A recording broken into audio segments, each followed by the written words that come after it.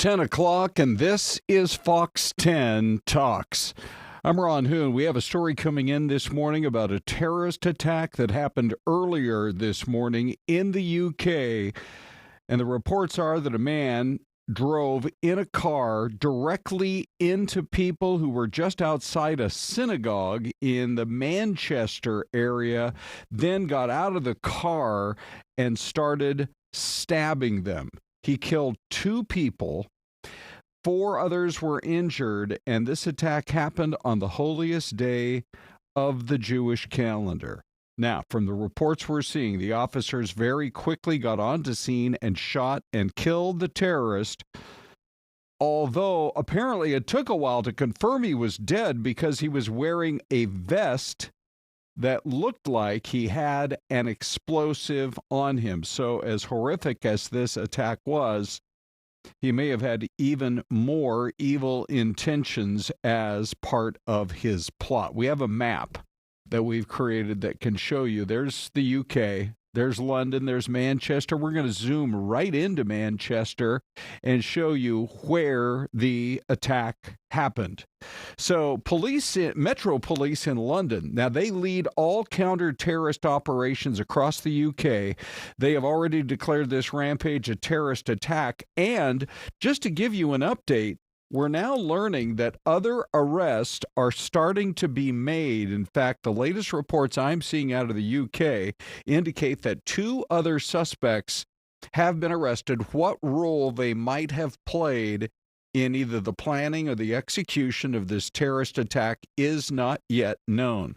But it happened as people were gathering at the synagogue in a suburban neighborhood we just showed you there on Yom Kippur. And more than 1,500 anti-Semitic incidents have been reported just in the first half of this year, according to a group that which is called the Community Security Trust, which advocates for working to eliminate anti-Semitism and any type of attacks at all. But Manchester police said they were called to the Heaton Park Hebrew Congregation Synagogue at about 9:30, and this attacker apparently knew at what time he had planned his attack, because it was just after services had begun. Shava Lewin, who lives next door to the synagogue, said she had heard from an eyewitness. The eyewitness told her, quote, that maybe he had a heart attack, when you saw the car swerve off the road and right into the people who'd gathered. But then, quote, the second he got out of the car, he started stabbing anybody near him.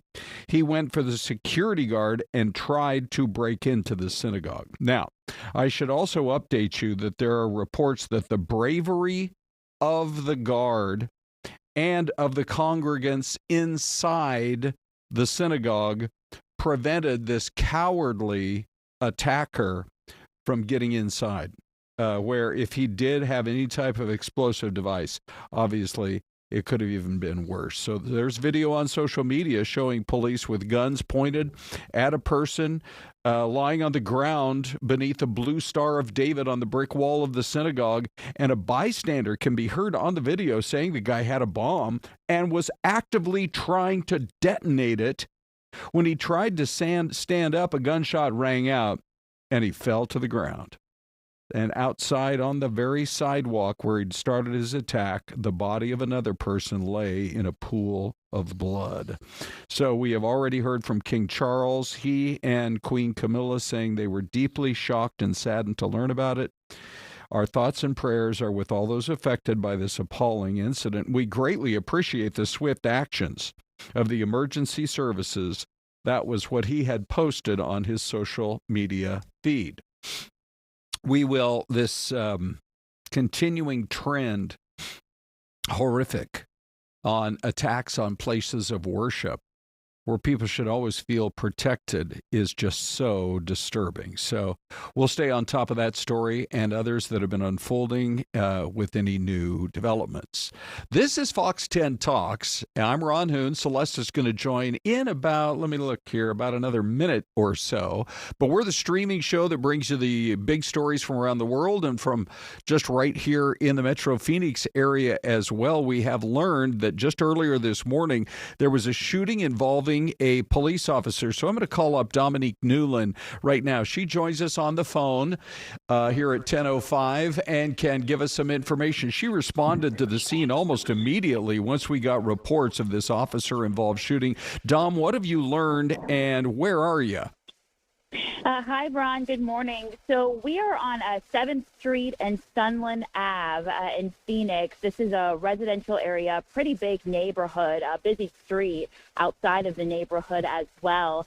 And right now we know Phoenix police that they're investigating this officer-involved shooting. They say one man has been transported to the hospital with serious injuries, but no officers were injured during this shooting. And right now they're just asking for the public to kind of just stay away from this area. It's quite a large scene, and media has been pushed fairly far back, but what it looks like is that a majority of their investigation includes some type of home. One of the homes involved here, we're not sure exactly which one, and then also there's a car parked out front that may be of interest as well or involved when this officer-involved shooting took place a little bit earlier. So, Dom, just so everybody understands kind of how the system works in our newsroom, we monitor as much police activity over the scanners that we can. And I was out in the newsroom when the word first came in, and I want to say it was around 8 a.m. when we first got the news. Were you able to get any kind of a pinpoint time or approximate time from police as to when the shooting itself happened? Yeah, no, it's still unclear exactly when that happened. We were hoping to speak with one of the public information officers, but they still have to comb through the scene, talk to other detectives that are here, which, if you're not familiar, that can take several hours, even later on this afternoon until they're able to give us exact information in time. But it seems as if this happened probably around the time you first heard it, around 8 o'clock or so. And did the focus appear to be more outside in the street or inside the home or even around the backyard? I know you got a large area there, and we're watching it. You know, when we're able to fly the Skyfox drone team right over the area, it does give you a pretty good feel. Like you said, maybe that car, there must be a level of interest. I see a silver car and I see a white car. Is that where most of the focus seemed to you or more inside the home? Yeah, it seems more outside the exterior of the home, focused on the cars. Of course, none of this is confirmed, but just from what I've been seeing, being out here and currently taking a look a little bit further back, it seems like a lot of this happened outside or maybe in a backyard, but hard to tell still. Okay, that's our Dominique Newland reporting live for us. Boy, she got out there fast. As soon as we heard about it in the newsroom, we did get out there. We wait to hear a little bit more about the individual who was shot, the suspect, and what led up to the shooting. We hope to learn more. By the way, Syleste joins us well. Good morning, Syleste. Good morning, Ron. Nice to have you here. Nice to be here as well. I always try to update the audience that you're on the way in, which I did this morning at about 10:04. Oh, you did? They didn't have to wait very long. Here you are. Yes, I am. Good. How are you? Really good. Okay. Let's get on to a few more of these unbelievable stories. Talk about great detective work. You know, I think there's a great interest in just following through on the police work that's involved in crime-related stories, particularly when a killing is involved. And police have announced that a cold case murder from 15 years ago that they've cracked the case. They arrested a man 35 years old, Edgar Sanchez Mendoza, in connection with the killing of an older man, a guy who was almost 70 years old, at a bus stop named Walter Zimmer back in September of 2010. And here is kind of a brief explanation of how that detective work all came together and they cracked the case. Beginning of the investigation, we had no video, we had no audio, we had At the beginning of the investigation, we had no video, we had no audio, we had no witnesses. At the time, detectives were only able to obtain a couple of physical evidence with DNA profiles. That goes into our CODIS system at that time. Due to technology, back in 2017, we were able to find a male profile in one of those DNA evidence subscriptions that we got from them. Once that DNA profile was submitted, our detectives were able to link him to the match that was posted earlier in the CODIS profile. So that's why we were able to locate this individual. Even if we initially put something into the crime lab for evaluation and we don't have a hit right away or a profile right away, we'll continue trying, because sometimes, like in this case, if that person gets arrested, we'll be able to match those profiles to someone. Okay. I mean, it's really quite amazing, the technology that they have today in a couple of regards, Celeste. Mm-hmm. And there's the bus stop from all those years ago, and you can see how the video had been posted, blunt impact injuries, changed the version of events, changed his account. You know, Silent Witness was on this for years. Yeah. And here they are all these years later. My two big takeaways, and punched the subject almost 20 times. That's and they crazy. hadn't faced. The guy was an old man. Yeah. He was almost 70. So anyway, the arrest has been made. Two takeaways for me. They said they had no cameras in the area. Yeah. I don't think that's a case any longer. There are cameras everywhere. That's right. That's right. Just in terms of being able now to solve crime. Yeah, and sometimes there's lots of dash cam. You know, buses have dash cam, cars have dash cam. Yeah. You know, we had just had that crash on the freeway earlier this week, and it was dash cam video that showed the driver plowing into the back of the semi. Right, and it was a rear-facing dash cam. It was, yeah. and so now you have all these different types of video sources that'll help authorities, and DNA, which helped in this case. Yeah, and that's the other part of it, is just the familial DNA and the way they can take DNA from old cases, you know, or from, say, members of the same kind of genealogical family background, and start to piece it all together. It really is quite incredible. By the way, they said that they were able to arrest him during a traffic stop last weekend. Here it happened 15 years ago. You know, whoever the killer was in this case probably thought he got away with it. But here we go. 15 years later, they pull a guy over, and according to the report I'm seeing, he confessed and actually confirmed some of the details that they already knew, which was that the victim had been punched more than a dozen times. Guy's in jail, by the way, on a $1 million cash bond. Hey, if you're brand new to the stream, welcome aboard. We had at least one new viewer from the UK yesterday. So amazing. That was pretty cool. I think it was Julie. I think that was her name. Okay, Julie. Yeah, we hope Julie. you're there. And for all of our regulars, you know what we do right now. We roll out the mystery cam. So where do you think this would be? Oh, there's a big ship. Yeah, give us your take on it, and we'll be back in 2 minutes.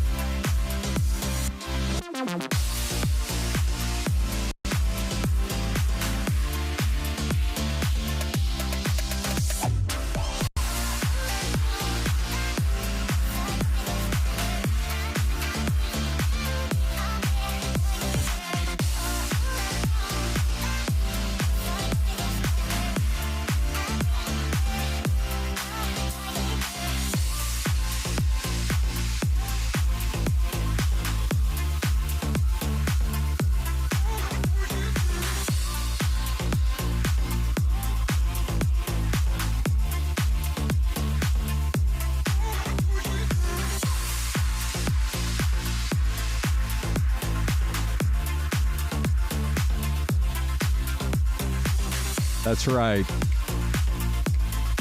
That is right.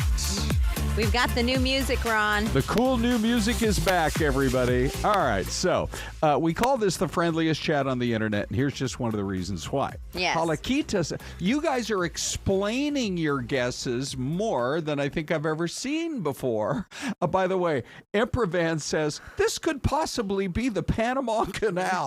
I think you could be right. But let's see. I love Darla. She's like, now listen, my fiance Donovan says it's Portland. Yeah. But I'm going with Northern California somewhere. Well, listen to Halaquita. She says, Michigan. I think I got a postcard or a picture similar to that from my mama, Kathy. Yeah. She's a Michigander. Now we know a little more about Halaquita. B. Miguel says Hawaii. Okay. We've got a Virginia from Linda Monterth. And Charles David says Delaware. Look, if Halaquita's mom's is from Michigan and she says it's Michigan, Yeah. I'm going Michigan. I think I'm going to go Michigan, too, because you have the Pines, which I was going to go Hawaii. Oh. But I think I'm going to go with Michigan. Okay. Yeah, because here it is. Ladies and gentlemen, here comes the answer on the mystery cam today. Muskegon, Michigan. Oh, it is Michigan. Yes. Wow. Nice work, Halaquita. I feel like I should know, and here it is one more time. I feel like I should know right where Muskegon is.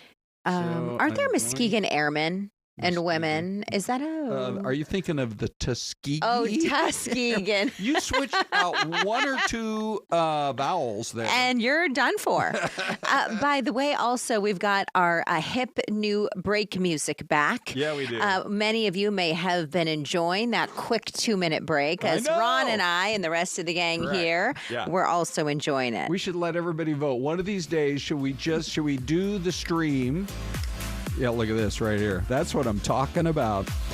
Should we do the stream as normal? Yes. Interacting with you guys, maybe a little bit of a dance type move. Maybe we'll bring in some dumbbells and do a workout. Or should we just play the music for the full 60 minutes and see what happens to the ratings? Dance party. Can we bring in a disco ball? Oh, it's so great. All right. That is Simone, our director. She's having fun with us, thank you, too. Simone. All right. Let's get going on some of our other big stories this morning.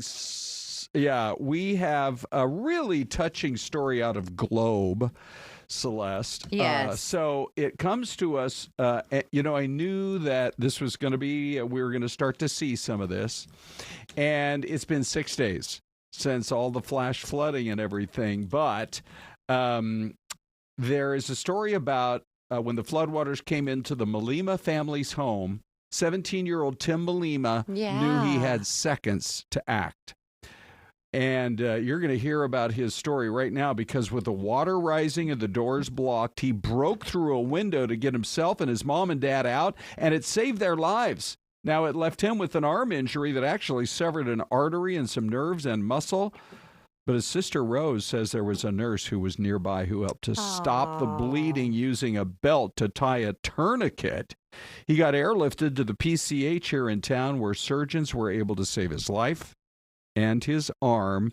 And here is just a little bit more about that. Oh, I texted my dad like, hey, when you're picking me up, don't go this way because it's flooded. And he was like, no, our house is completely flooded and Tim needs to go to the hospital. When my mom came, she was like drenched from the rain. I just felt so bad, and she told me he busted through the window to get out, and I was just shocked. I want to thank her, because if she would have not wrapped a tourniquet around my brother's arm, he would have passed away. He's like my best friend in the whole world, and he's my favorite person ever, and I needed him like so much, so I was praying that he would be okay. And look at the aftermath right there. By the way, there he is in the hospital, all smiles. There's the family, mom and dad, and hey, a sister's love, Celeste. Yeah. You know what it's all about. You've got your sister's one of the greatest people I've ever met. Yeah, your siblings are your best friends forever. My sister too. Yeah, it's just one of those things. And so Rose, she kind of shared her thoughts with us there, and he's smiling now, Ron. But when you look at some of those images of him in the hospital, I can imagine being a parent and that's your child. But what a heroic action. Yeah. Totally stepped in. I bet you if we ever get a chance to interview him live here on the streaming show, he'll say, I'm no hero. I just did what anybody else would have done. We hear that all the time, but in reality, he really is a hero. Okay, now, here's something that's really cool going on in town. There's a really popular spot in Old Town Scottsdale. It's called Frasher's Tavern. And they are doing, George, in fact, who runs the whole show over there, watched all these images come in and said, I got to do something. We got to do something. And Celeste, we're going to bring George in right now. Oh, hold on. Yeah. Oh, there he is, right there. As a matter of fact, it's ENG 21, right, or 22. Here we go. There he is. Hi. Good morning. Look how comfortable he looks in his kitchen there, George. Good morning. Tell us about your efforts. Good morning. On Sunday morning, I got up and saw the news and saw the devastation in Globe, and so I contacted my friend Craig Miller, who's from Globe. He's a partner in my 3 restaurants here also, to see how his mother was. And he said, I'd like to serve food to the first responders and the search and rescue up there. So we contacted my buddy Eric Stoltz, who owns Willie's Taco Joint here in town. He gave us our food truck, drove up there on Sunday, and started cooking hamburgers. Wow. I also contacted a group called Operation Barbecue Relief. They're out of Missouri. They started in 2011 when the tornadoes went through Joplin, Missouri, and they just pulled up shop and started cooking for people. They served about 10 or 20,000 people back in 2011. Through the barbecue community, they're a national company out of Missouri. That's where I'm from, is from Missouri. And I contacted them locally here. Jerry, he's the representative out here in Arizona. I ran into him at the U.S. Food Store a couple months back, and we were doing a fundraiser in March. And I said, hey, Jerry, some people need our help out in Globe. And so he contacted the corporate office in Missouri, and they came through, and Jerry headed up there with us on Sunday. Wow. We cooked up there on Sunday. The city council came to us and asked if we'd stay through the week. Now, the mayor came to us yesterday and asked us if we'd stay through Sunday. So my buddy Kevin Binkley, Chef Kevin Binkley here in town, threw in, he threw in some helping hands, and he helped us cook for a couple of days. And then my staff here at Frazier's Smokehouse, we've been preparing meals for about over 500 people every day and shipping them up there. Craig Miller's sister, Sarah Brewer, is up there running the show, distributing out the food. She is a teacher at the community college in Globe, and they gave her off the whole week, and she has some students that have been volunteering. So the whole community's really come together. We just sent off 560 enchiladas and some beans and rice. So we did burgers and hot dogs the first 2 days, and then we did barbecue the next 2 days. Yesterday we did chicken and rice with a kind of an Asian flair. Today we're doing enchiladas. Tomorrow we're going to do muscatcholi and red sauce and a salad and some vegetables. That's so great. So trying to,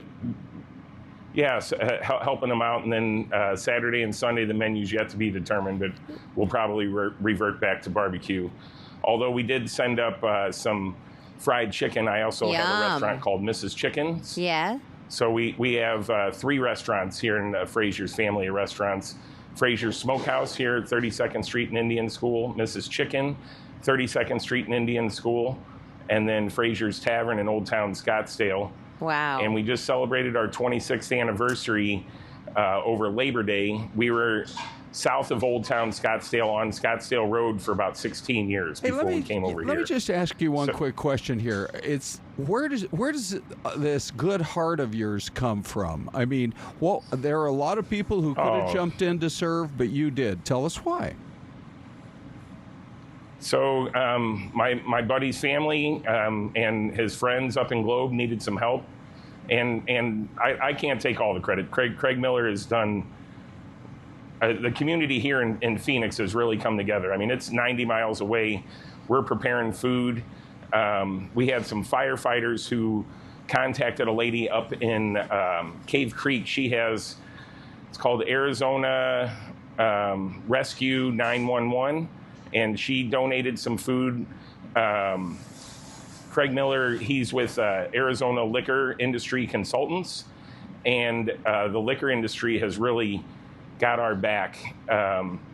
Breakthrough Beverage did a donation. Hensley Beverage Company did a donation. RNDC. So the liquor companies have really come together. Craig worked for Maricopa. He was an Arizona liquor agent for 20 years, retired from there. Now he's doing consulting. And he also was in the Army before that. Yeah. Have you heard back from people who you are serving? I'm sure the mayor's grateful, but have you heard from some others as well? Oh, they've been very grateful. They're just so thrilled to have us up there. We've been Craig also contacted some people. He's been bringing boxes and bags for people to get their belongings out of their house and kind of organize that. We've been sending food up every day, and the whole community up there has been really receptive and grateful for all that we've done. So amazing, George. And I'm so glad that you gave us the locations of your companies, because we got to hit up your restaurants to support you. Thank you for your huge heart and everything. I have to say, we have a very active chat on social media, on YouTube, and there's a lot of people who are chiming in and just saying thank you for everything you've done.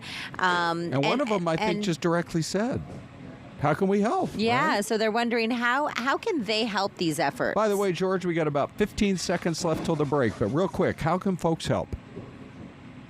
So they could contact us here at the restaurant. It's Fraser's Smokehouse at gmail.com is our email address. You spell that like Frashers, Frashers.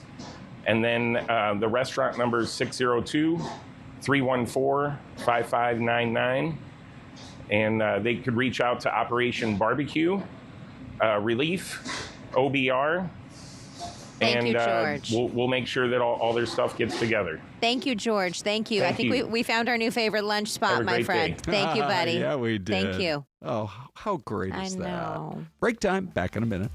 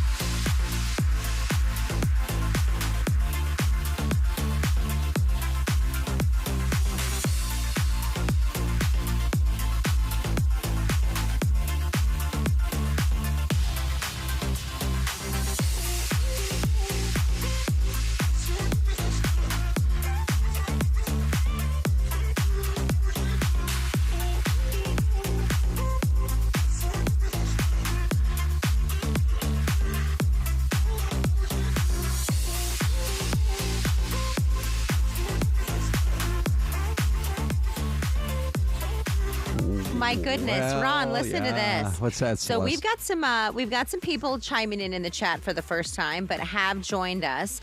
Desi T8 says, "Hi Celeste, I've been here before. Finally got the day off from work, so I get to tune in and join you.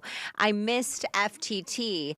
You know, Desi, what we can do is let us know where you're working. If you need us to give your boss a call, we can arrange maybe to have a YouTube stream ongoing from 10 a.m. to noon. Yeah. And then y'all can watch, together, Yes. and maybe make it more of a office retreat. We can call in some sandwiches from Fry's, big subs, some chips and sodas. Sweet.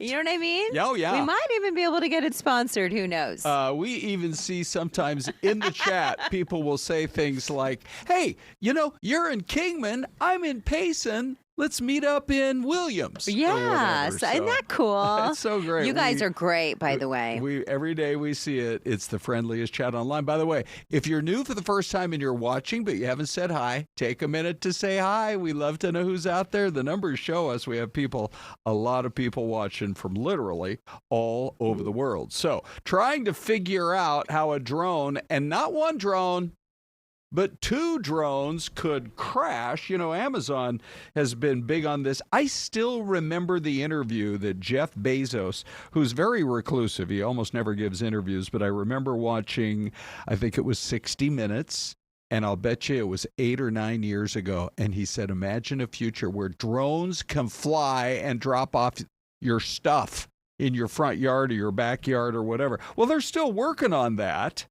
But not one, but two Amazon drones crashed out in Tolleson yesterday morning. So they apparently crashed into a crane that was in this industrial area at about 95th Avenue and Roosevelt. And so they did say, Amazon with the state, we're aware of an incident involving two Prime Air drones. They call it Prime Air in Tolleson. We're working with the authorities to investigate. I'm sure the drones can talk to each other, can communicate with each other. That sounds scary. What do you think they say, Ron? How are you doing today? They're probably saying, boy, it's a nice day here in Phoenix, Arizona. Finally, those temps are dropping to the 60s in the weekend in the morning. It's going to be great. Crystal actually said on the air this morning, she's like, now, if you're wimpy like me, was it tonight or tomorrow night, you might want to have a light jacket. Well, it's funny. It's like finally we're seeing these cooler temperatures, and all of us desert rats are used to being warm. I know we are. So we need the hoodie. I know. It's crazy. I do have to say, Ron, can I give a couple people shouts out in the chat? Yeah. Kylie Ann says, I watch every morning. I love it. Oh, welcome, Kylie. Think Addicted to Pigment says, I love this show. I watch it on TV. I'm finally tuning in on YouTube because now you can, respond and join the chat. And he says, good morning, Celeste and Ron. So we're so glad you guys are here. Yeah, we are. Welcome to the show. The Aviator's on from Germany, little philosophy as well. So welcome. Got the Aviator on too. Nice. Okay. Now, I don't know what's going on at our airports, but we had people are going to try to tie this to the shutdown. But from what I understand, you have to show up to work. You're still required, whether you're TSA or at the FAA towers. Yes. And you're the pilot of a plane. Ultimately, you're responsible for your aircraft and where it sits parked on the tarmac. Uh-oh. But did you hear what happened? With the two Delta planes? Yes. Oh, what a nightmare. Okay, now let me just say one thing. If it's a little plane, if it's a puddle jumper, as a lot of people like to call them, a smaller commuter aircraft, it's usually not like American or Delta. It's one of their partners. These two planes were little Delta planes, actually being operated by Endeavor Air. And I think we actually have some video from right where it went down. Now, the thing about it is, so you had this guy out there at the airport, and this is at LaGuardia. And, they got construction. I flew into JFK about a year ago, and they had all kinds of construction going on there. I think it makes it even tougher for the pilots to navigate. But you had two planes that didn't just clip each other, but in an interview, a guy who was on board one of the planes said, our aircraft was getting dragged by the other plane. Gosh. It wasn't just a quick little scrape and a bump and you're done. They made contact, and the one plane dragged the other plane. The Port Authority says one passenger was injured, so that would explain it. And get this, you guys. The company says their main priority is ensuring the safety of their customers. Oh, my goodness. Come on. Don't even say that anymore. Of course you are. You have a 100% responsibility to make sure everybody's safe on every plane that ever takes off under your name. So that's just such a platitude. Let's just get to the bottom of why it happened, and why don't you come out and offer a full-throated explanation. Who made the mistake? How could it happen? How can it never happen again? By the way, we actually have, to me, this is really interesting. We have some animation as to how it happened. Oh, this is crazy, this animation. Flight radar. Yeah. Okay, so you got the one approaching and the other approaching, and don't forget, priority is their top safety. So what's happening? Did someone drop like coffee in the cockpit or something, Yeah. and then the pilots are worried about that and don't see this other plane? Okay, so the plane, well, one plane clearly has access. The other plane has got to stop and wait. But I think his nose was out too far. We'll wait to see. There'll be an investigation. It'll take weeks, if not months. But just in terms of following the flight of these aircraft, both of them on the ground, there are apps out there you can watch very closely as planes are moving about. But that was the kind of the visualization on the taxiway. And I'm really grateful that they put that together, because it gives you a better feel for how it could happen. If the one guy is just motoring on down the tarmac, like we see happen thousands of times a day, that other plane clearly did not give him enough room. Yeah. We hope to find out more. Celeste, did you know the government is shut down? Really, Ron? Yes. Oh, my God. What does that mean? Does that mean that all of our lawmakers don't get paid either? Oh, my gosh. Who was it? I saw a post from Rick Scott last night. He's a senator from Florida. Yeah. He said, I have legislation. And I just thought, Celeste, did you call him or something? Because remember yesterday you said, let's not pay him anymore. He has legislation that will stop the clock, and you also don't get paid. You know what? That is crucial. If you can't do it. Then I think, because we all get paid to come to work and produce. Yeah, we do. So if they go to work and they do not produce, they shouldn't get paid either. Yep. I did a little digging. Apparently it is in the Constitution, so it does need a law to pass. Back in the 1980s, there was a law that was passed that said they would be paid under a government shutdown. I don't know who it was that proposed that idea, but obvious got overwhelming support. Yep. But hopefully this initiative from Rick Scott gets passed too. Here is what got said this morning. Every day we hear some new concepts, some new explanations. Roll it, guys. They have made a decision that they would rather give taxpayer-funded benefits to illegal aliens than to keep the doors open for the American people, to keep vital services, veteran services, healthcare and nutrition for women, infants, and children. They would rather not pay the troops and TSA agents and Border Patrol agents. They would rather stop services of FEMA in the middle of a hurricane season than to do the right thing for partisan political purposes. It is selfish, it is reprehensible, and it is exactly the opposite of what they have all said themselves in their own words very passionately every day until now. We've been playing the greatest hits loop here on a video right outside the Speaker's office for days. You've all seen it. Make them answer for that. Don't ask the Republicans what we should be doing or what we should be negotiating. I don't have anything to negotiate. I sent them in good faith exactly what they had voted for before. We did not put any Republican provisions in that. And we tried to make this very simple, in good faith. That is a lie. They are lying. The bottom line is he's doing it anyway. They've already cut 300,000 people, whether there's a shutdown or not. I can already tell you, we already seen, because of the Trump administration and the Republican leadership, the tariffs are damaging to our small businesses. I'm talking about the shutdown, though. But that's what I'm saying. That the tariffs are already hitting high costs in my state. That hasn't been addressed by this administration. And my concern is with the shutdown, there's going to be more costs to Nevadans, including not only our workers that are federal workers and so many that are there, our tourism industry, which is a major. Here is AOC. She's been swept up in all of this, and here's why. She was directly asked by Chris Hayes on MSNBC if she thinks that Chuck Schumer is doing everything he can to avoid a primary challenge from her by finally taking a more combative stand ahead of the government shutdown. And so now it's become a big talking point. And she said her quote is, "This is so not about me." But a lot of the kind of political experts in both New York and Washington say actually she is getting very serious about running against Chuck Schumer, and that her line of attack will be that he's just part of the problem. He's been there too long. He's too willing to work with Republicans, etc. That's her quote. "This is so not about me." That is a statement never heard about politicians ever. Ever. Right?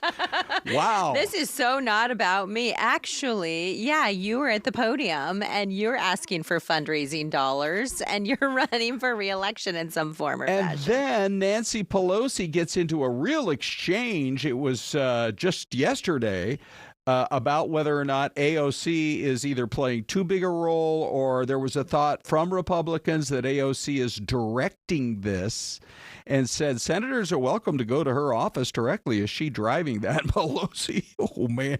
Pelosi likes to think, I'm sure as long as she's been in the House, that she's the one in charge. Oh, yeah. At the House.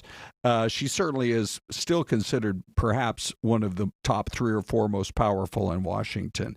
So anyway, we'll see how all of that plays out. But it does bring up the whole issue of the president says, actually, it was Caroline Leavitt, but we're still sort of in standby mode from the White House. There it is, for a statement at any time that layoffs, and it could be major layoffs, are coming. And the president is talking about eliminating entire agencies because if the funding is just not there anymore, he says, this is my opportunity to actually start to really dramatically cut back the size of the federal government. And there is something in the law, right, that states that during this time where there's a government shutdown, furloughs obviously are a part of the equation, but the layoffs, complete elimination of agencies can in fact happen. Okay, so here we go. Into the break. You guys can move these numbers around. There's our poll question on a QR code. 3 good options for you right there. You can also vote on YouTube, and Dave himself will have your reactions after we go to the break. And I haven't seen Dave dance yet, so let's hit the music. You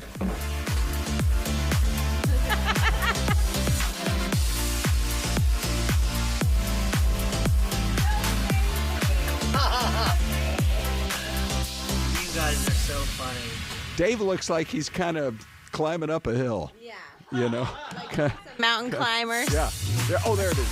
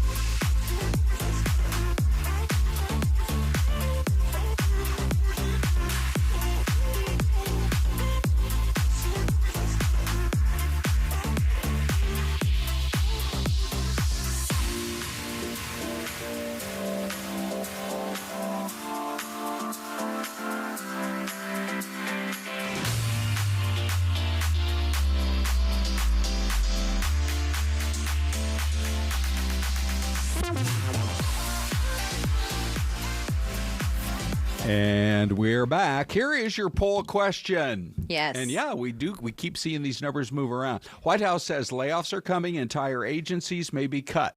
63% of you are saying good.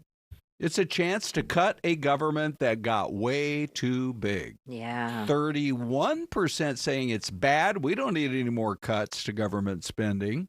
And 6% are saying, a few more cuts to government spending would be okay, just not too much. You want to take a look at the YouTube, Ron? Yeah, let's do it, Celeste. Because the numbers, this is rare. Yeah. Usually they conflict, but this time they're about the same. Oh, interesting. So in the last hour, we've had about 538 votes. 56% of the people voting say good. It's a chance to cut a government that got way too big. 35% say bad. We don't need more cuts to the government. And 9% say a few more cuts to government spending are okay, just not too much. So the numbers are pretty consistent with one another.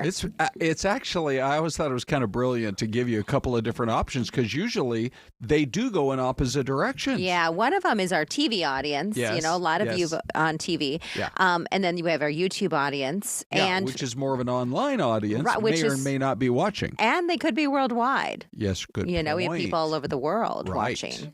Yes. Yeah. All right, so let's... I'm sorry, we had to make you guys wait 46 minutes for this. But here we are. Big D. Big D, everybody. Everyone's loving your moves, buddy, on YouTube. Maybe we could do he can show us his moves, Ron. Yeah, for sure. That's what I got. That's what I got. Okay. All right, so Charles David 5137 says as long as the cuts are in the right places, they can always add back if needed in the future. David Dedrick in Mesa says government agencies that do little more than employ people and do not produce anything substantial or a drain on the federal budget. And then L Wood 785 says, how about every time the American public deals with a shutdown, those responsible for passing the budget are held accountable. They don't get paid until the budget is passed. No vacation until the budget is passed. Must be present for voting. We've dealt with this for too long. Who's calling? Let's see. I know, right? Maybe it's your wife, Dave. It was Audrey. Oh, it's Audrey. Oh. Hi, Audrey. Really? Audrey is one of... Is she trying to coordinate lunch? What's happening there? Maybe she wants to come on and dance with Dave. Yeah. Don't tell his wife. Right. Okay. Let's see. We appreciate your feedback. That is for sure. You can keep on voting, but we have to talk about these skeeters. Oh, yeah. Mosquitoes. I haven't had... You all are going to have to inform me of how many bites you've had because I haven't experienced those just yet. So we have this little water feature in the backyard. And when I say little, it's very little. No, Bells, a water feature. Yes. Ron. Okay. It's three little.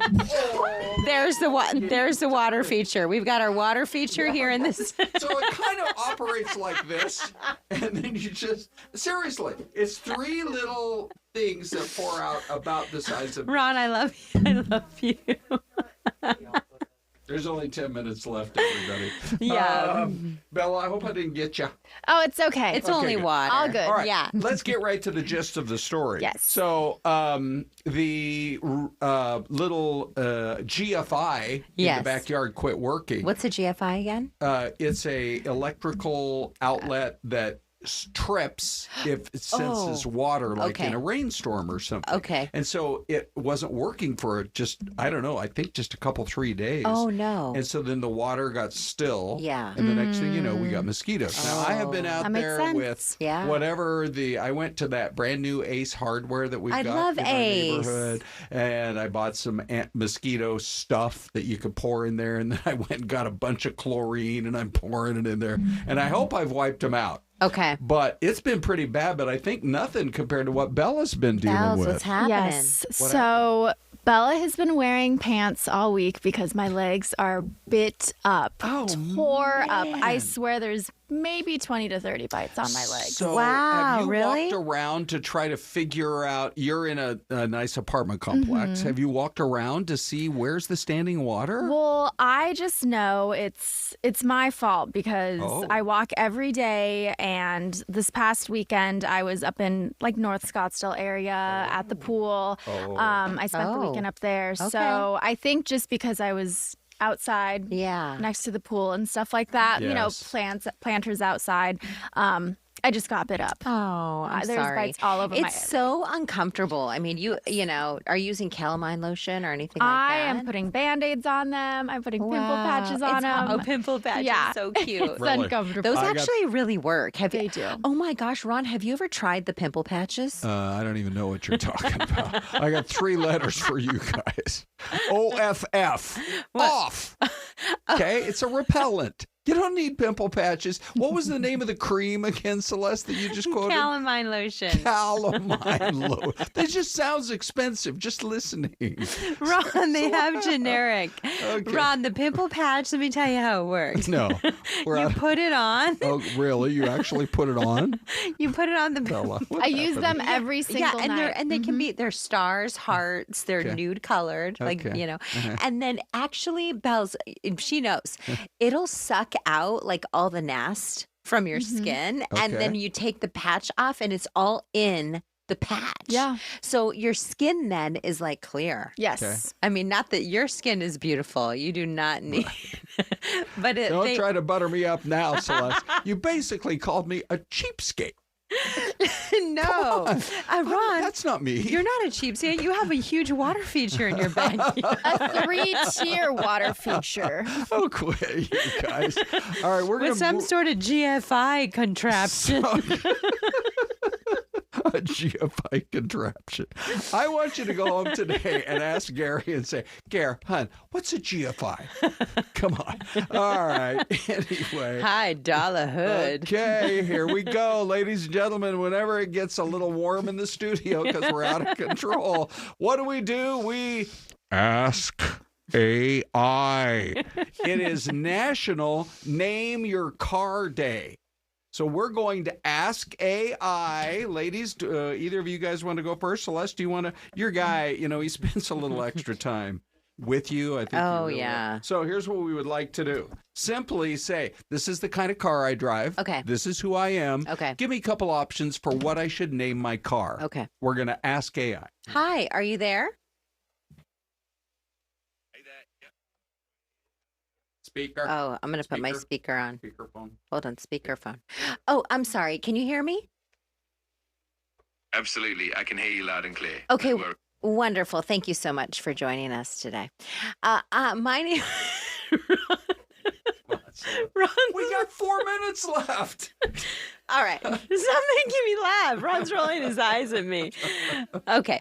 So I do have a question for you. Of course, I'm all ears. Oh, boy. So I am a mother of 3, and I drive a Yukon Denali, an extra long, because I like, you know, need to haul a lot of things in the back. I would like to name my vehicle. Can you give me 3 ideas on what I would name my vehicle?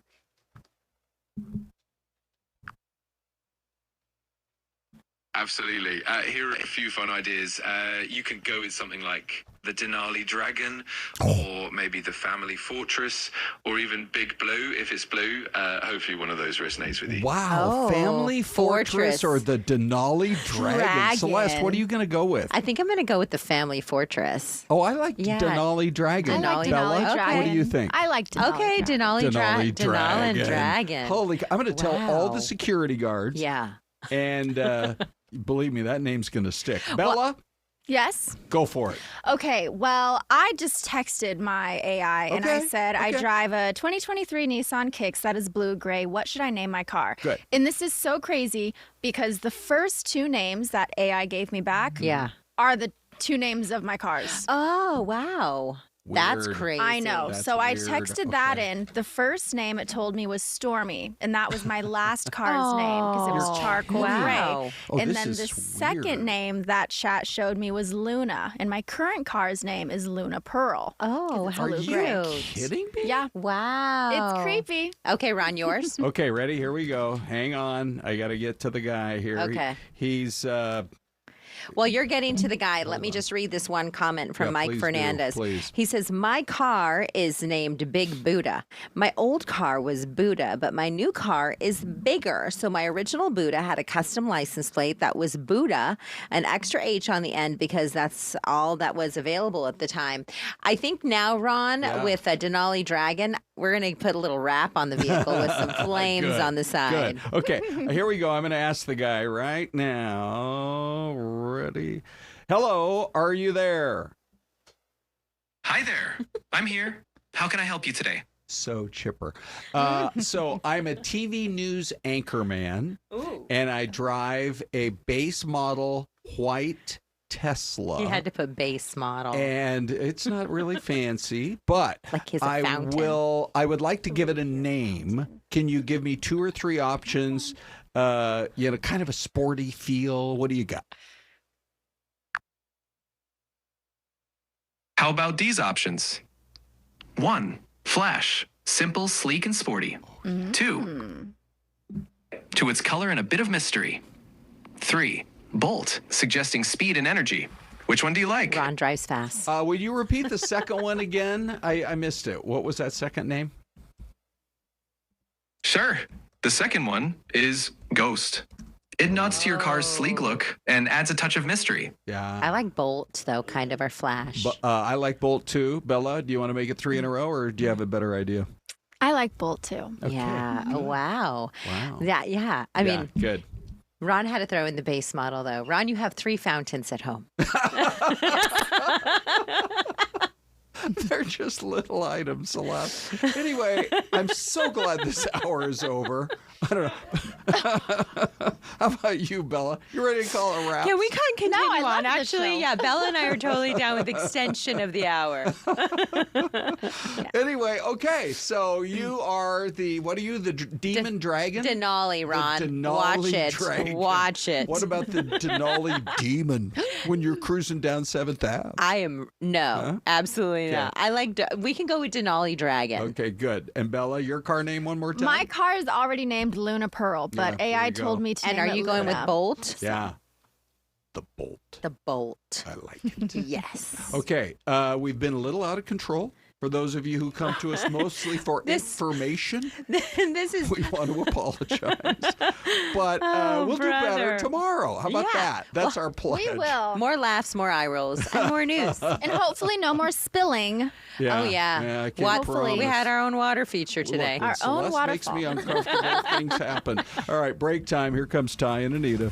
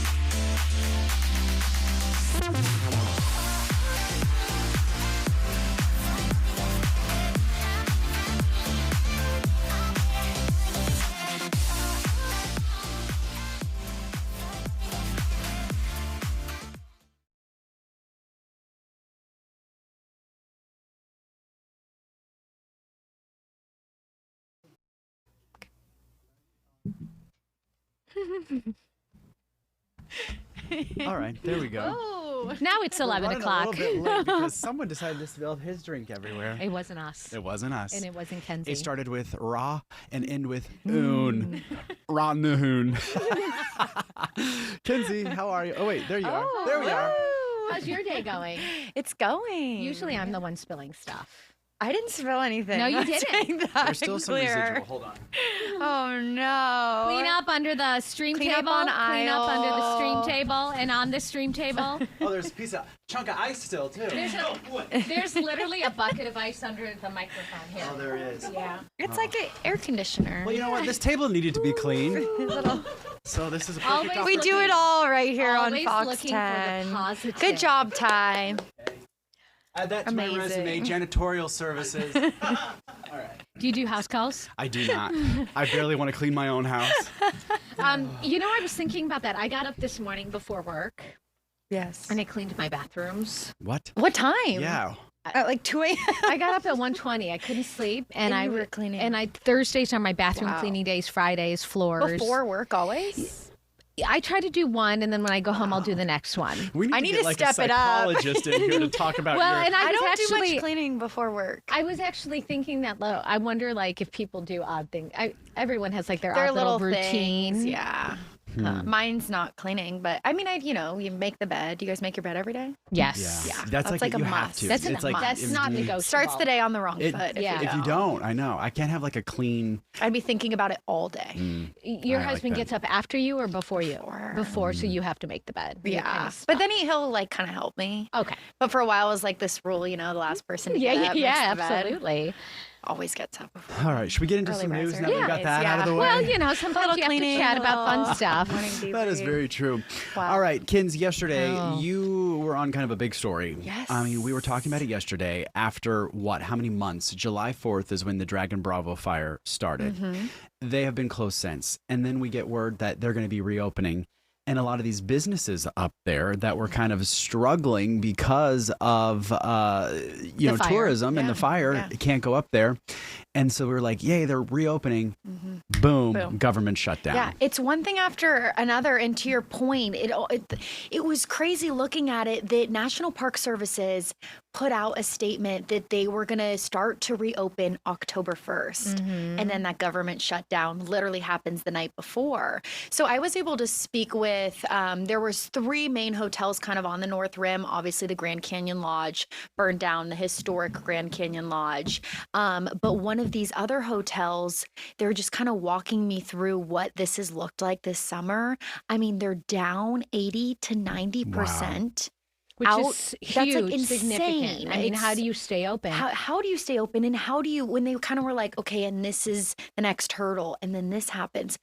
This business owner told me $400,000 they've been out of. Because of the fire. Yeah. And now the big And now concern is, this. and did they say they're closed or are they open and just hoping? Because the problem is the park itself isn't open. Yep. I think Ty mentioned it yesterday. The last time we had a closure, It was the bathrooms 2000 were closed. Yep. So 2018 was the last government shutdown, and Governor Doug Ducey kept the Grand Canyon open, but all the facilities are closed. So Right. Yeah. you're talking bathrooms.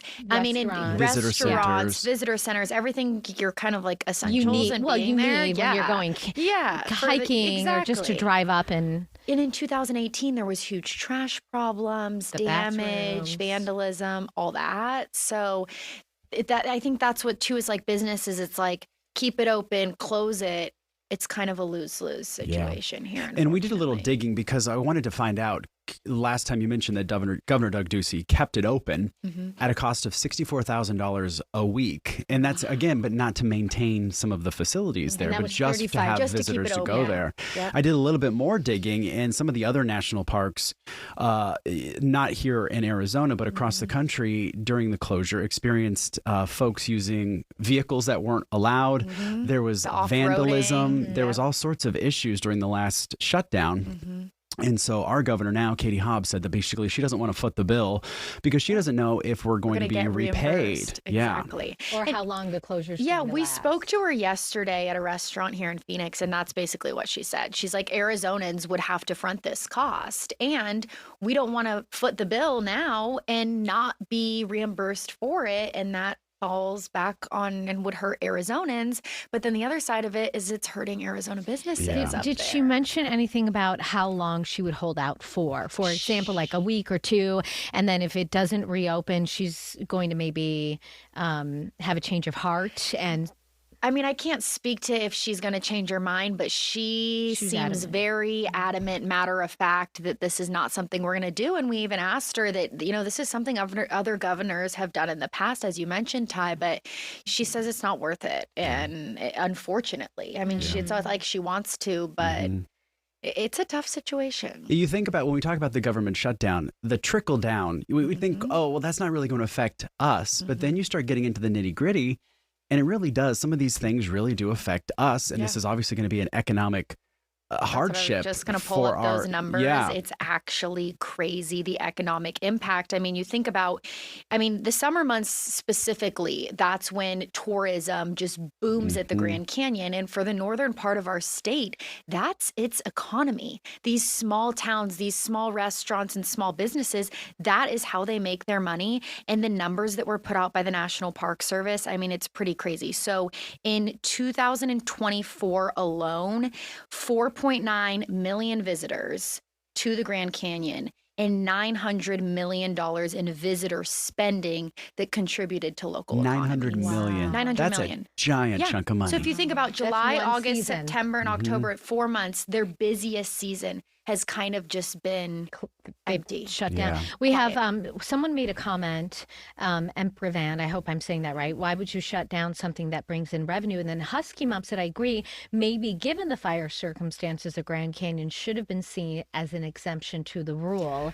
And that's why I was asking, did the governor indicate in any way, which obviously she didn't, that maybe in a couple weeks, if it's still closed, she would try to look at the situation again? Well, I think the other side of this is it's government employees are not being paid right now. So that's everyone that works at national parks. And, we heard from a lot of people that were formerly with the National Park Service, and they don't like to see this either. But a lot of, who's working without getting paid? Yeah. And that's the other side of it. So yes, you can still enter the Grand Canyon, and some people are like, oh, this is great. I don't have to pay the entrance fee.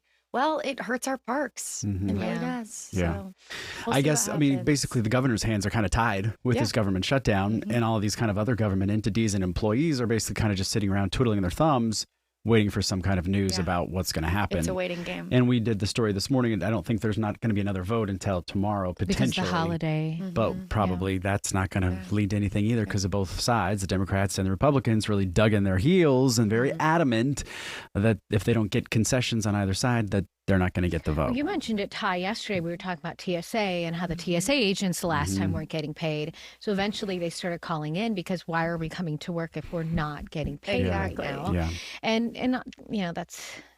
It's catch-22, any government employee would then be the paycheck would come on the other end, but still, not a lot of people want to work without seeing a paycheck for a month? every 2 weeks. No. And that's the same point the governor made. pay. She's like, oh, what if we don't know if it's 1 week, 2 weeks, 6 weeks. So we can't just foot that bill on the front end, not knowing how long it's going to be. But yeah, it hurts our parks. And to your point, Ty, last time there was a government shutdown, a lot of people that were formerly with National Park Services talked about vandalism and just destruction, the trash everywhere, off-roading on places you can't, really damaging our national parks. Yeah, and there's nobody to police it because all of the Park Service employees are at home. Yep. So it's kind of it's a rough thing, especially for our state and economy. And you have to feel for those businesses up north who, this is just kind of a 1, 2, 3 punch now. And they said October is usually like their busiest last month, hurrah, and then they shut it down for the season. And this was kind of going to be their, maybe we can make back some revenue in October. And that doesn't seem like it's going to happen. We're all just very hopeful that this is not going to last long. It doesn't look like it's going to wrap up anytime soon, but yeah.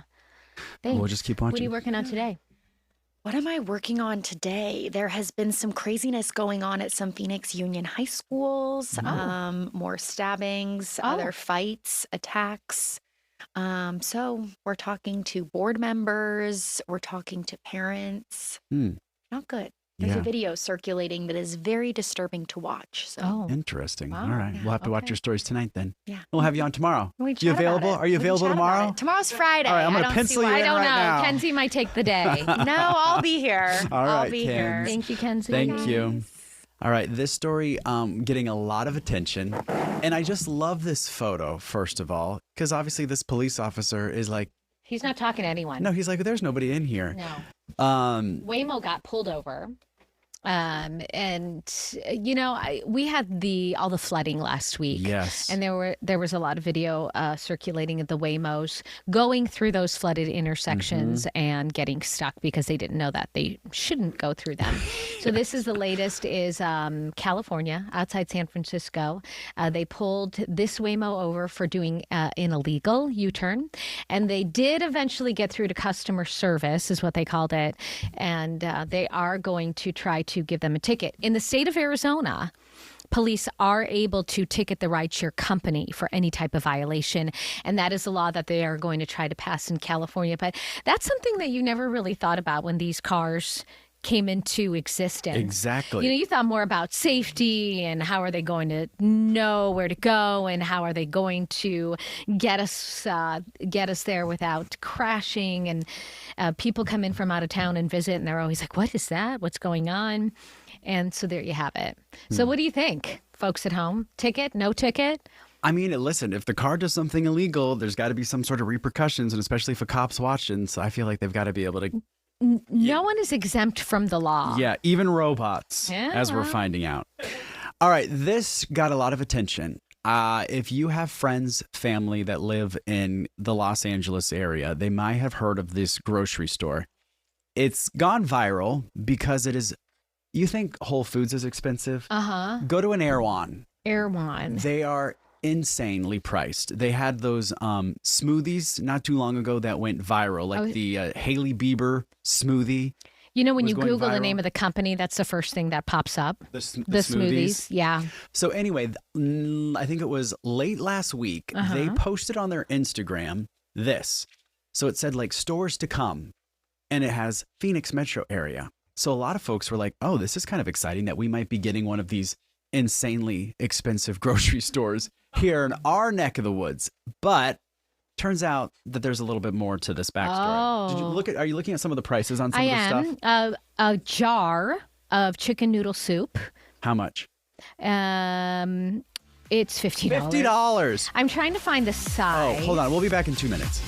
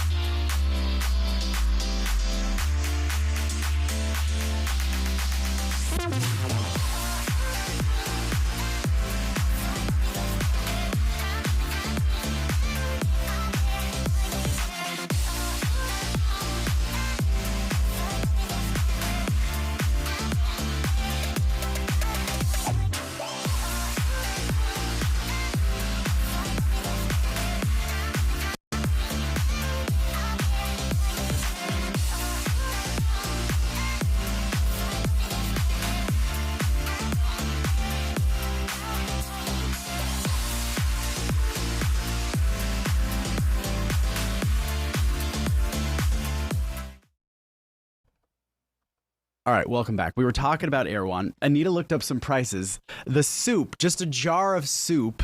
How much? It says it's $50. But wait, has a 30-day shelf life. So you got to eat that $50 soup soon. Enjoy this homemade classic on your schedule. Yeah. For $50, it better like cook itself. They have, I guess organic extra virgin olive oil for $14. That's not terrible. Pistachios with chocolate toffee are $22. That's just like a trail mix for $22. Kale chips. Oh, kale chips. Let me guess. 15. Raw ranch flavored. There's 15. They're bucks? 15. Oh, that was a good guess. Okay, this is a fun game. Keep going. Paleo coconut granola. How big is the granola? Can kind of be expensive. I'm going to go tell you. $20. 18. Oh, okay. Mm-hmm. Organic dark chocolate date nut bites, 9 pieces. Oh, 9 pieces. 9. $32. 12. Oh, there's the that's deal. a deal. We found the deal. We found the deal. Spicy kale chips, also $15. Okay. Sea moss gel. I'm not sure what we're doing with this. Is that a tote bag for $138? It certainly is, and it's not leather. Okay. Dried mangoes, a jar of dried mangoes. I don't know. $16. Okay. Almond anyway. biscuit. I mean, you can a jar of almonds. Just normal. Well, they're Marcona almonds. Excuse me. Yeah. Those are the fancy ones. Anyway, so long story short, they got a lot of attention with this, but they kind of had to go. People thought immediately that they were getting a store here, but they changed the wording of the caption to shipping to your city. So it dashed a lot of people's hopes that we were actually going to get an Erewhon here in the Phoenix metro area. But it looks like you can get on their website, and if you want to, Isabella, sure, her sister lives in LA, and she went and decided to pass on the $22 smoothie. Well, the smoothie kit, good news all, is coming soon. The what? The smoothie kit, the strawberry glazed You can make your own kit. I don't know. It doesn't give me very many details. It simply says it's coming soon. So it looks like you can. That's the Hailey Bieber one. You can have it shipped. The ingredients, a kit, will ship to your house. With almond milk and little baggies of stuff, and then you can make it at home. But there's if you go on any social media and you type in Erewhon and you can look at these, it's kind of funny. They have people that do the guessing game in the aisles. They're how much do you think this raw milk is? And it's $50 for a thing of raw milk. So they have buffalo cauliflower popcorn. How much is that? It's only $9, but it doesn't look like it's a big bag. That's a tiny bag. It's a very tiny bag. It's 2.1 ounces. It's out of stock. Okay, well, there you go. So if you guys are Erewhon fans, good news, you can have it shipped to your house. I don't have an Erewhon budget. I don't either. Sorry. We got to get a new contract. All right. Gosh. You know I'm an aviation yes. nerd. I came across this fantastic story with the United Aviate Academy, which is located out at the Goodyear Airport. There's a gentleman that I met that decided to follow his dreams. He's 45 years old, and he decided, you know what? I've always had this dream of becoming a pilot. I'm going to do it. So I got to follow him around for a day. It's a pretty inspiring story, so we're going to play that for you now. Hold on. If I can find it. Where is it? I just saw it. Give me a second. Where is it? I see it. Where was it? Right here, baby. Oh, there it is. For as long as Greg Waddups can remember, he's always had a lofty goal. So I've always had a dream of flying ever since I was a little kid. But like many of our dreams, life got in the way. He became a registered nurse where he happily worked for 15 years. But that nagging dream never left. One day I kind of was talking with a buddy of mine who is a captain for another airline and said, man, I really miss the idea of flying and wish I would have done what you did. And he's like, it's not too late, go do it. I went home to the wife and said, hey, what do you think if I change careers? She said, go for it. So at the age of 45, he made the decision to follow his dream. He started looking at flight schools, which led him here, the United Aviate Academy in Goodyear. They're very welcoming. They don't treat me as the old guy, which was a little bit of a concern. I'm like, oh, I'm going to be the old guy at school. But they welcome me just like anyone else. But he wasn't alone. I was just graduating high school when he started the program, and I was like, man, that'd be really fun. Greg's son Aiden decided to join him. I took the risk, applied, and I said, come on down, we'll make you a pilot. So here we are. 2527, right, close traffic, runway 2 on clear for takeoff. Right, close traffic, runway 2 on clear for takeoff, runway 527. Now the duo are building hours for takeoff checklist complete over the skies of Arizona. Kind of exciting. It's a proud moment. I'm really proud of him. He's such a good kid. He works really hard. Seeing that really brings a little bit of a tear to the eye. But I couldn't be more proud of him. The two say they're looking forward to their future. Seatbelt shoulder harness is secure. Fuel pump on. Make sure set for altitude. We've always joked about that. Be like, hey, how would it be one day? You know, I'm the captain. You're the first officer. It's kind of the dream, for sure. Greg's story proving it's never too late to chart a new flight plan for your life. It's never too late to follow your dream. Don't be afraid to take a risk. Don't be afraid to take that first step, because it's never, ever too late. 2527, runway 2 on clear land. Isn't that cool? Look at him go. Look at him go. At 45 years old, decided to change careers, and his son decided to follow in his flight path, his footsteps. Well, he's a flight path too. Isn't that cool? His flight path. Yeah, very cool. And the good thing, if you are interested in being a pilot, they've just opened up applications at the United Aviate Academy, so you can sign up and become a pilot as well. You kind of followed in your dad's footsteps. Your dad was a pilot for Delta for a very long time, and you got your pilot's license. But that's as far as I went with that but stuff. You did it though. Yeah, that's true. You can still fly a plane like Dad. That's there you pretty go. neat. All right. Obviously, October is Breast Cancer Awareness Month, and we've kind of been featuring some really cool stories. And we have yet another very cool story and a very cool guest joining us this morning. This is Dr. Natalie Ertz. She is with the Arizona Center for Cancer Care. But your story is so interesting because not only do you care for cancer patients, but you yourself are a survivor. This is true. Let's talk a little bit about that. Can you talk about kind of your backstory about your cancer story, when you found out that you had breast cancer? Sure. Okay. Well, that's an interesting story too. I was actually a patient before I was an oncologist. Oh, wow. And I found out I was 34 years old and I have no family history of breast cancer. So it really wasn't expecting that.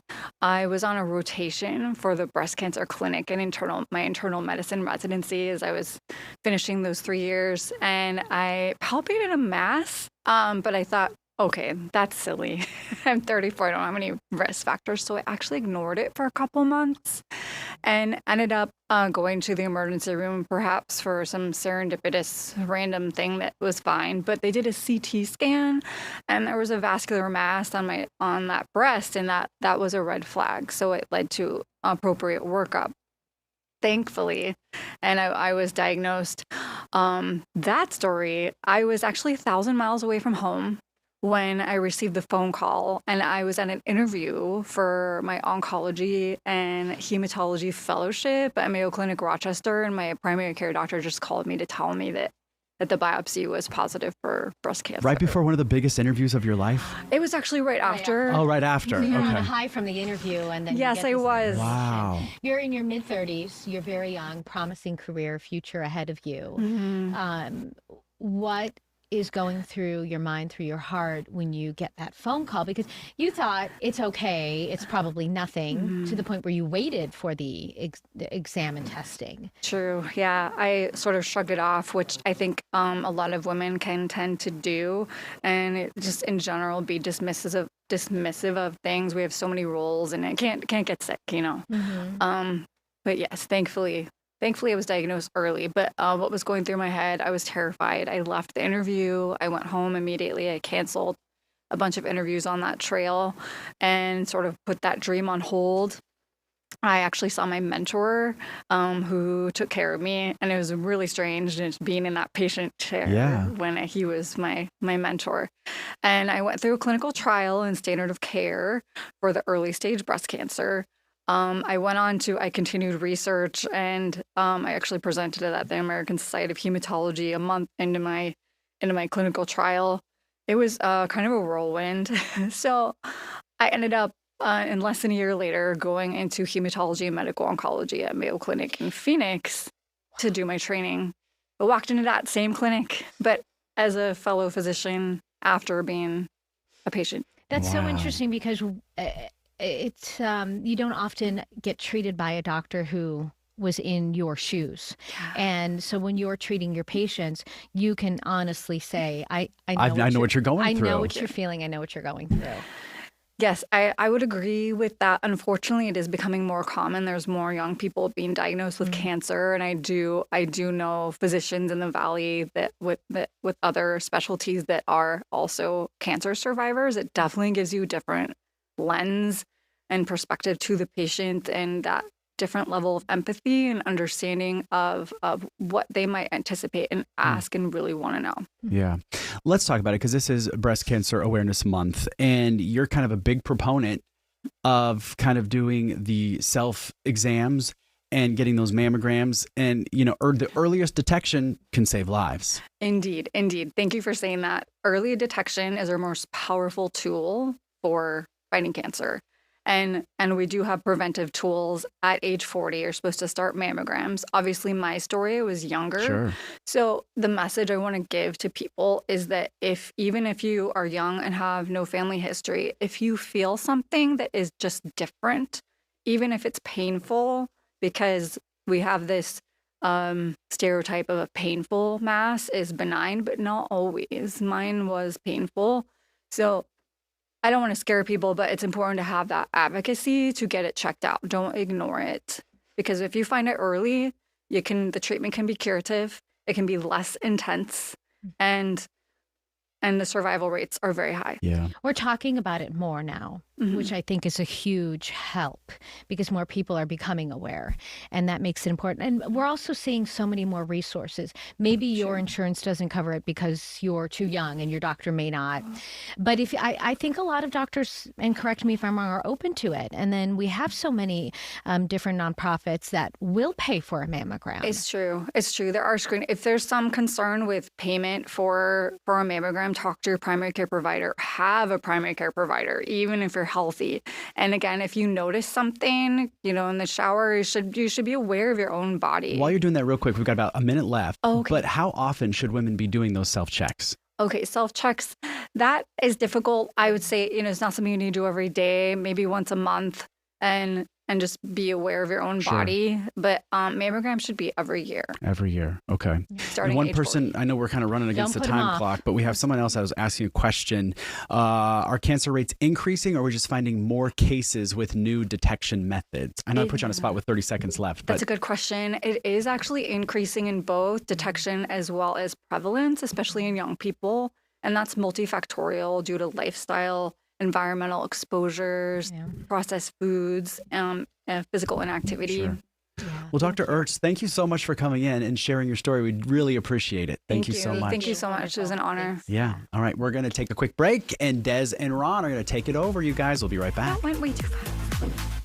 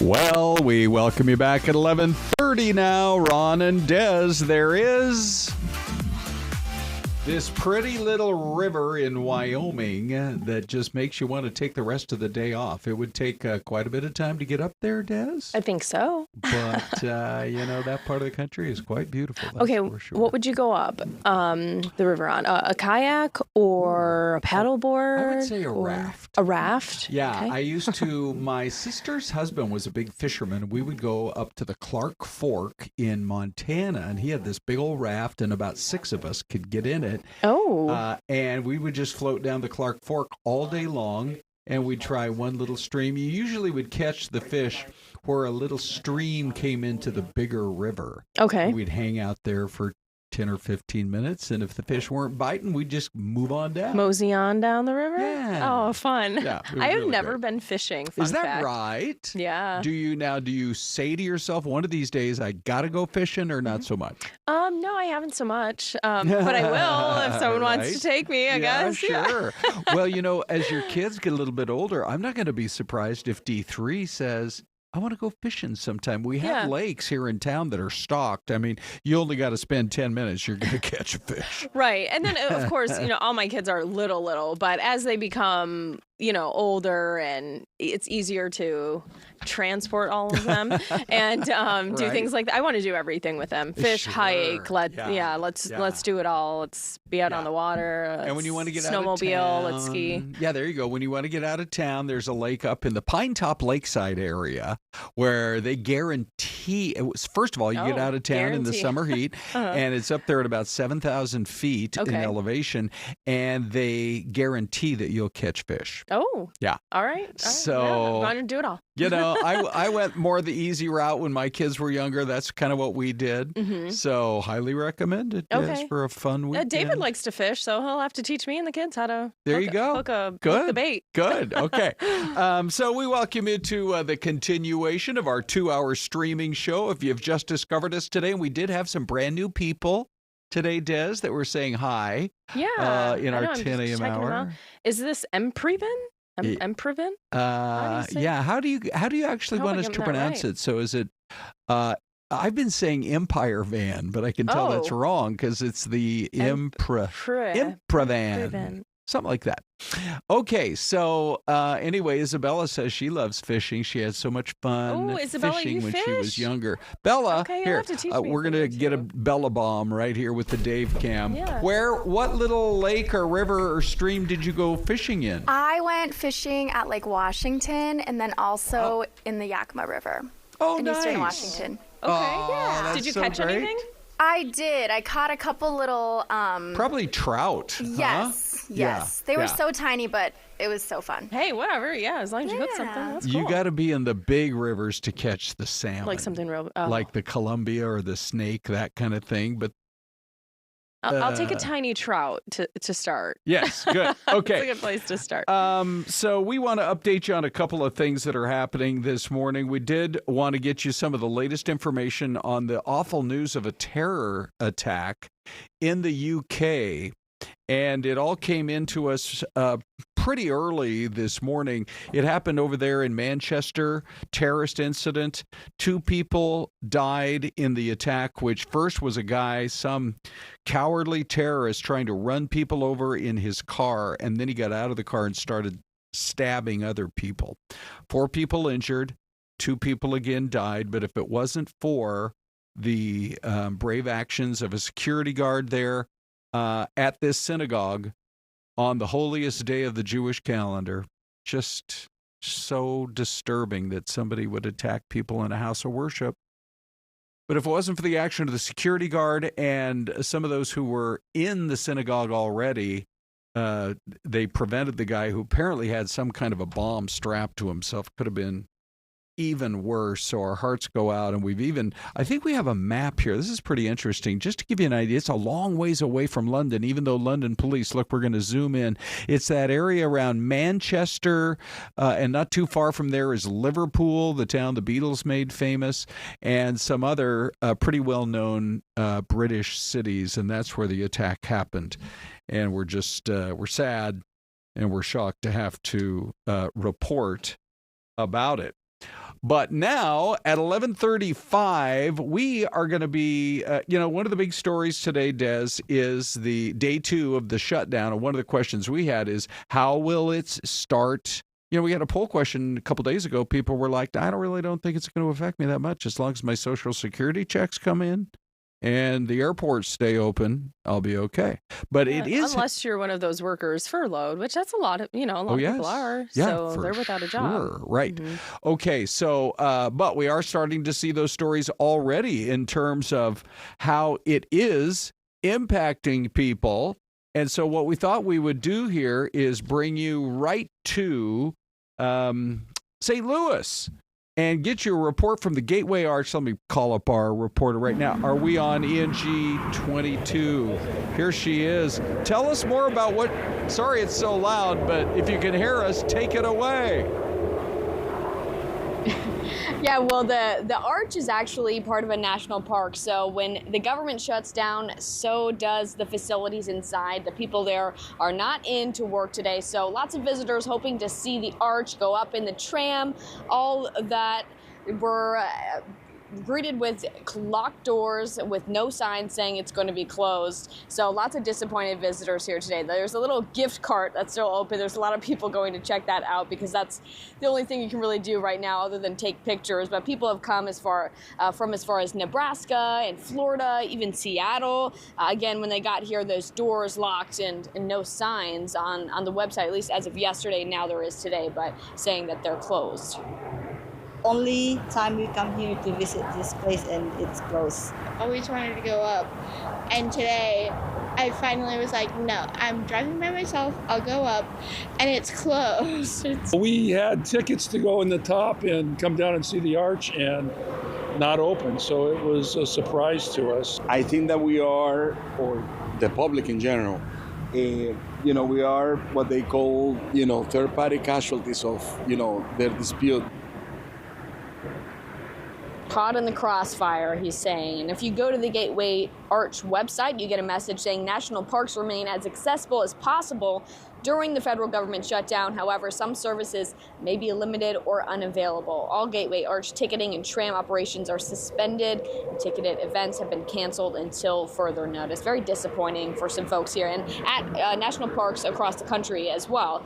Now, as for air travel, the shutdown isn't expected to have quite an immediate impact, but air traffic controllers and TSA agents are continuing to work, although without pay. Flights could eventually be affected, however, and we don't know how long the shutdown will last, but economists do agree the longer this goes on, the deeper the ripple effect will be on the economy. I'll send it back to you guys. Olivianna, have you? I'm not sure how long you've lived in St. Louis. Have you actually ridden that thing to the top? What's that like? I have. It's really neat. You can't see it right here. It was very hard to get the whole arch in the shot here. You're right. But there's windows all across the top, and it's kind of this carpeted room, and you get to sit and look out. Maybe not the best for someone who's afraid of heights, but after the shutdown, I recommend you guys come over and check it out. There, knowing how popular it is for folks to go see, to see everything kind of just at a standstill right now. It's got to be odd, huh?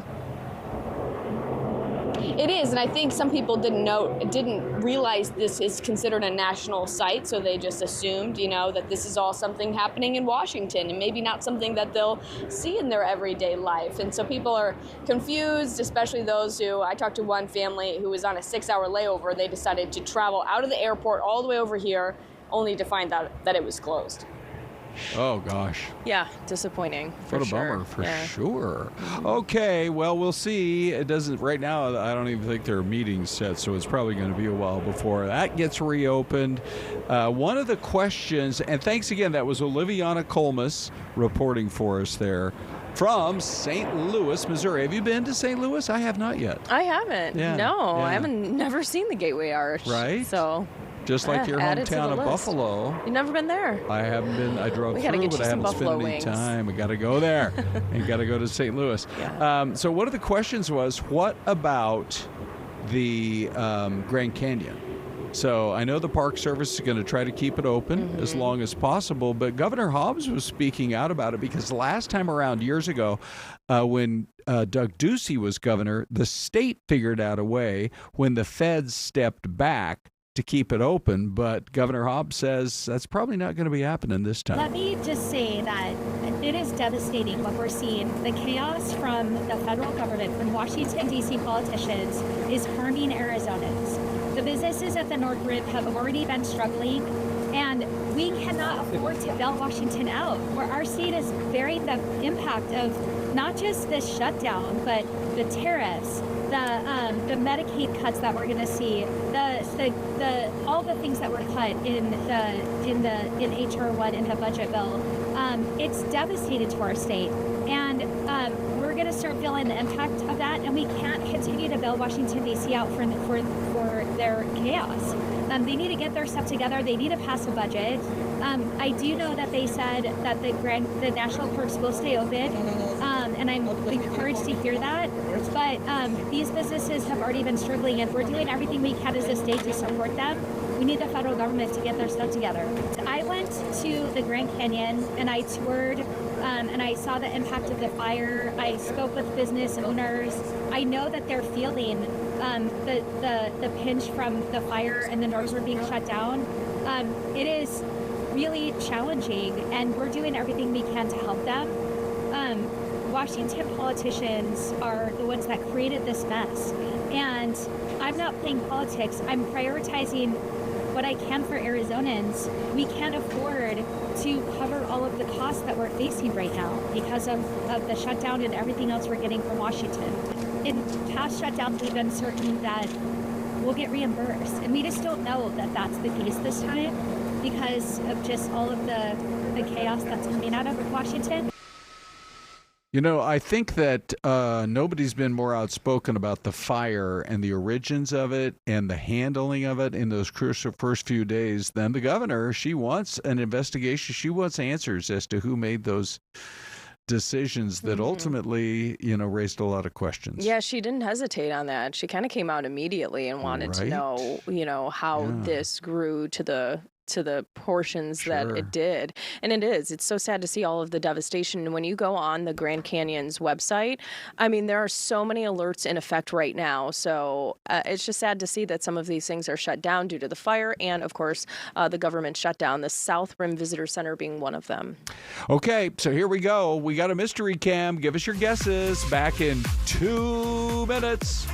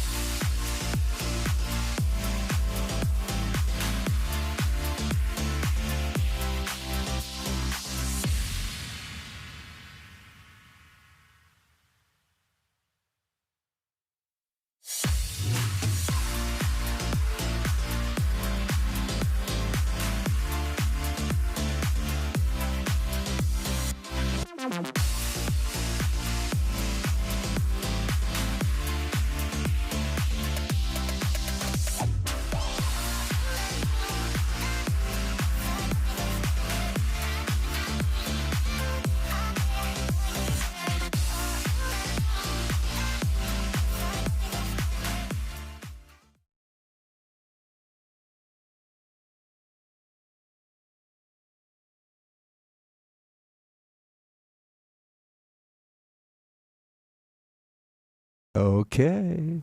You can give us your guesses right now.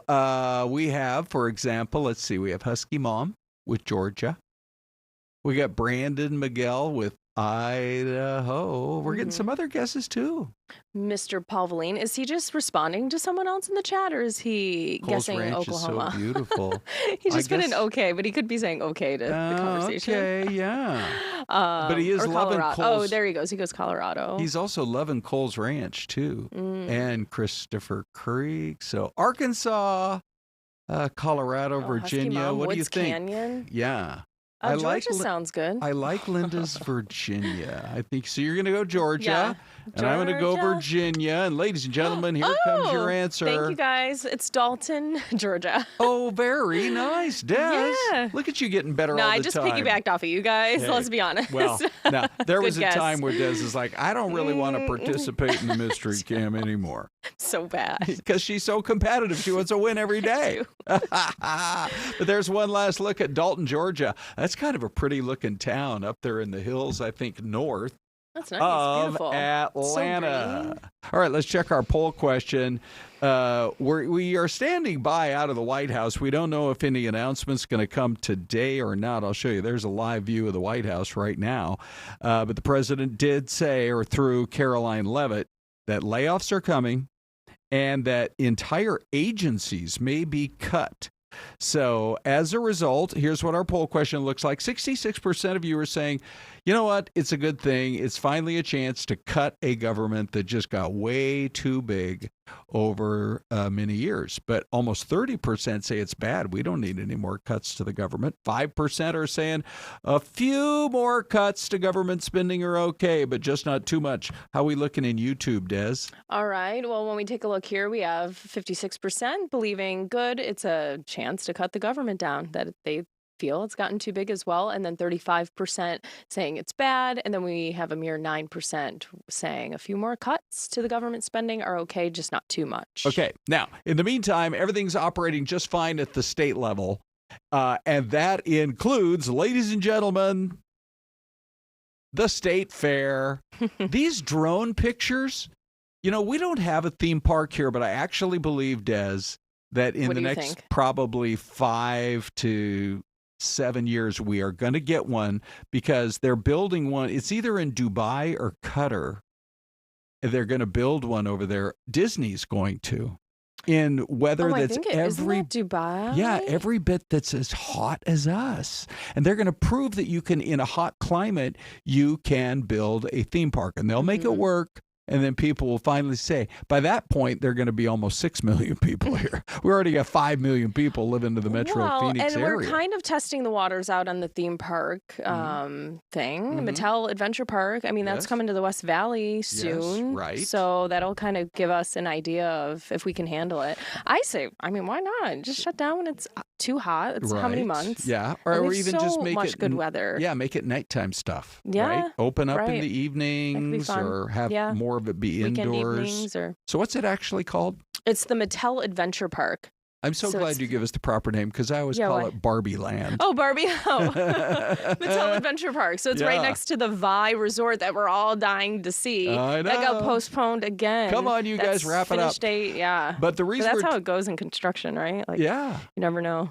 The reason we're talking about the state fair is that tomorrow is Free Fair Friday. You have to bring in, I want to make sure I get this correct, I believe it. Yep, 7 cans. Thanks, Bella. Canned food items for Feel Good Friday. It's every Friday this month, and it all goes to St. Mary's Food Bank.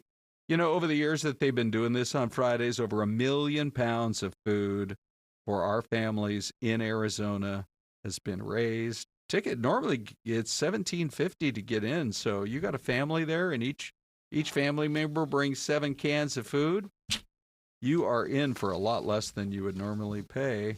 I think it's a great deal. Yeah, that's huge, especially when you get inside and the kids want to play the games and you end up needing to get extra tickets for rides or whatever it may be. It's nice to be able to bring the food and get in. And tomorrow, I was trying to look at the concert lineup. Oh, it's good. AJR. Oh, wow, they're huge. right? Yeah.